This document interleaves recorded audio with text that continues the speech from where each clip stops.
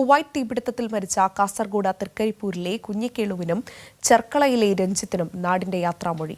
കുഞ്ഞിക്കേളുവിന്റെ മൃതദേഹം കാലിക്കടവ് ശ്മശാനത്തിലും രഞ്ജിത്തിന്റെ മൃതദേഹം ചെർക്കളയിലെ കുടുംബ ശ്മശാനത്തിലും സംസ്കരിച്ചു.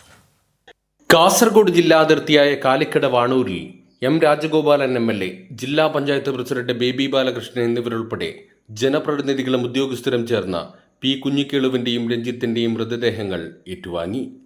പി കുഞ്ഞിക്കേളുവിന്റെ മൃതദേഹം കാലിക്കടവ് രമ്യ ഫൈൻ ആർട്സ് സൊസൈറ്റിയുടെ M കൃഷ്ണൻ പഠന കേന്ദ്രത്തിലും തിക്കമ്പാട് വായനശാലയിലും പൊതുദർശനത്തിന് വെച്ചു.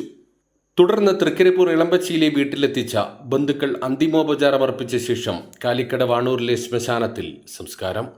മക്കൾ ഋഷികേശും ദേവകിരണും ചിതയ്ക്ക് തീ കൊളുത്തി. രഞ്ജിത്തിന്റെ മൃതദേഹം രാത്രി 8:30 ജന്മനാടായ ചെർക്കള കുണ്ടടുക്കത്തെത്തിച്ചത്. വീടിനടുത്ത് നടന്ന പൊതുദർശനത്തിൽ MLAമാരായ CH കുഞ്ചമ്പു, NA നെല്ലിക്കുന്ന് എന്നിവരുൾപ്പെടെയുള്ള ജനപ്രതിനിധികളും രാഷ്ട്രീയ നേതാക്കളും നാട്ടുകാരും അന്തിമോപചാരം അർപ്പിച്ചു.